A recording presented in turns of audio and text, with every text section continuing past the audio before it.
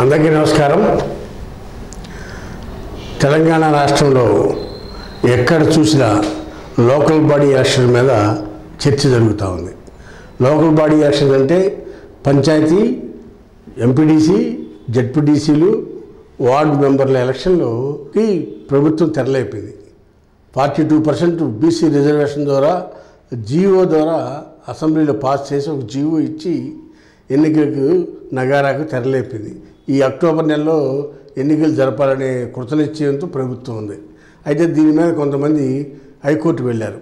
ఏమని, రిజర్వేషన్లో 50% మించి ఉంటాకి వెళ్ళలేదు, 42% బీసీలకు ఇస్తే ఎస్సీలకు 15, ఎస్టీలకు 10, 25% పోతే 50 కన్నా ఎక్కువ శాతం రిజర్వేషన్ అయిపోతుంది, ఓపెన్ కేటగిరీ తగ్గిపోతుంది. కాబట్టి ఈ 40% రిజర్వేషన్ చెల్లదు అని చెప్పి కోర్టులో అప్పీల్ చేయడం జరిగింది. ఈ కోర్టు వాదోపవాదాలు జరుగుతూ ఉన్నాయి. ఈ కోర్టు వాదోపవాదాలలో 8వ తారీఖు నాడు జడ్జిమెంట్ ఇస్తామని చెప్పి హైకోర్టు నిర్ణయం కూడా వెల్లడించింది. అయితే ఆల్రెడీ ఈ లోపుగానే ప్రభుత్వం రిజర్వేషన్లు తయారు చేసింది. ఇది SC reservation, BC reservation, BC ST రిజర్వేషన్లు తయారైపోయినాయి. పంచాయతీ సర్పంచులకి, ఎంపీటీసీలకి, జెడ్పీటీసీలకి రిజర్వేషన్ ఖరారు చేసుకుని మొత్తం యంత్రాంగం అంతా రెడీ చేసి పెట్టి కూర్చుంది ఈ ప్రభుత్వం. 8వ తారీఖు నాడు కోర్టు తీర్పు ఏమొస్తుంది అనేది ఉత్కంఠతగా ఉంది. ఈ బీసీ 42% రిజర్వేషన్ ఇవ్వటం వలన ఓసీ వర్గాలకి ఓపెన్ కేటగిరీ వర్గం తగ్గిపోవటం వల్ల చాలామంది ఆశావాదుల మీద ప్రభుత్వం రిజర్వేషన్ చట్టం నీళ్లు జల్లినట్టయింది. దాంతో అనేక మంది ఔత్సాహిక రాజకీయవేత్తలు, ఔత్సాహిక పార్టీలో పనిచేసే 2వ తరం నాయకులు కూడా నిరుత్సాహంతో నీరు గారిపోయారు. అయితే ఈ రిజర్వేషన్ వల్ల బీసీ వర్గాలకి రాజకీయంగా అవకాశాలు ఎక్కువ వచ్చే అవకాశం ఉంది. కానీ ఈ 42% రిజర్వేషన్ నిలబడుతుందా అనేది క్వశ్చన్ మార్క్. కారణం, గతంలో అనేక రాష్ట్రాల్లో 50% కన్నా రిజర్వేషన్ పెంచడం వల్ల బీహార్, ఒరిస్సా, మహారాష్ట్ర ఇలాంటి రాష్ట్రాల్లో కోర్టులు 50% రిజర్వేషన్ మించి వెళ్తాకి లేదని తేల్చి చెప్పడం జరిగింది. గతంలో తెలంగాణలో కూడా ఇదే విధమైన పరిస్థితి వచ్చినప్పుడు తెలంగాణ కూడా ప్రభుత్వం, అప్పుడు నాటి బీఆర్ఎస్ ప్రభుత్వం రిజర్వేషన్ పెంచి అసెంబ్లీలో చేసి వెళ్తే సుప్రీంకోర్టులో ఆ రిజర్వేషన్ నిలబడలేదు.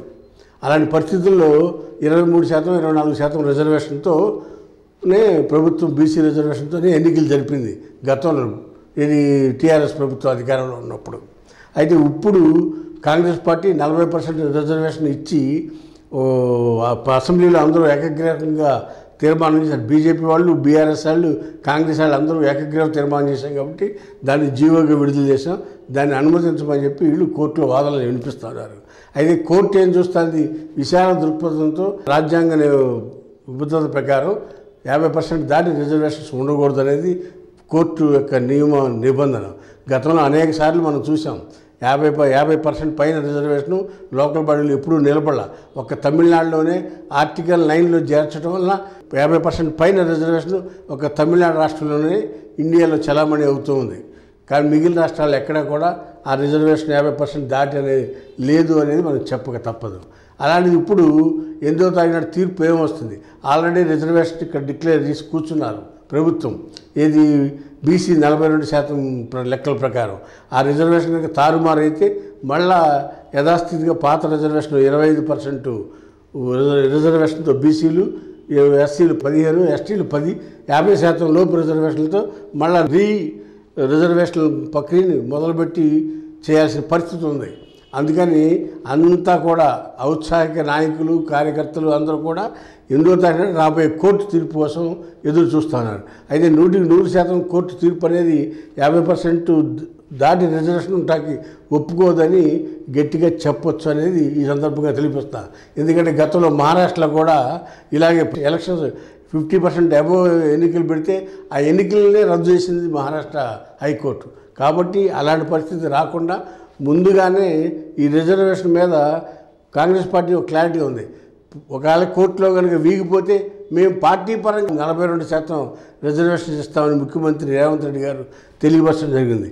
కాంగ్రెస్ పార్టీ పరంగా కూడా మేము 42% ఇస్తాము, మా అభ్యర్థులు 42% వచ్చే విధంగా బీసీలు నియమించుకుంటాం, మా అభ్యర్థులు పోటీలో ఉంటారని తెలియపరిచారు.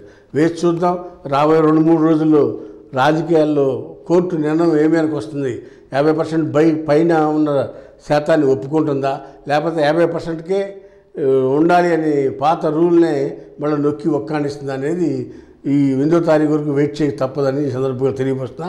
ఒకవేళ 8వ తారీఖు తర్వాత కనుక 50% దాటి హైకోర్టు ఎప్పిస్తే సుప్రీంకోర్టుకి వెళ్ళే పరిస్థితి కూడా ఉంటుందనేది ఈ సందర్భంగా తెలియపరుస్తున్నా. హాయ్ ఫ్రెండ్స్, మా ఫ్యూచర్ టుడే ఛానల్ చూస్తున్నందుకు చాలా థ్యాంక్స్. మరిన్ని లేటెస్ట్ వీడియోస్ కోసం వెంటనే సబ్స్క్రైబ్ చేయండి. అలాగే ఈ బెల్ ని కూడా రింగ్ చేసేయండి. మా లేటెస్ట్ వీడియోస్ నోటిఫికేషన్స్ అన్నీ మీ మొబైల్లో వస్తాయి. మా వీడియోస్ మీకు నచ్చితే లైక్ చేయండి, షేర్ చేయండి, నచ్చకపోతే కామెంట్ చేయండి.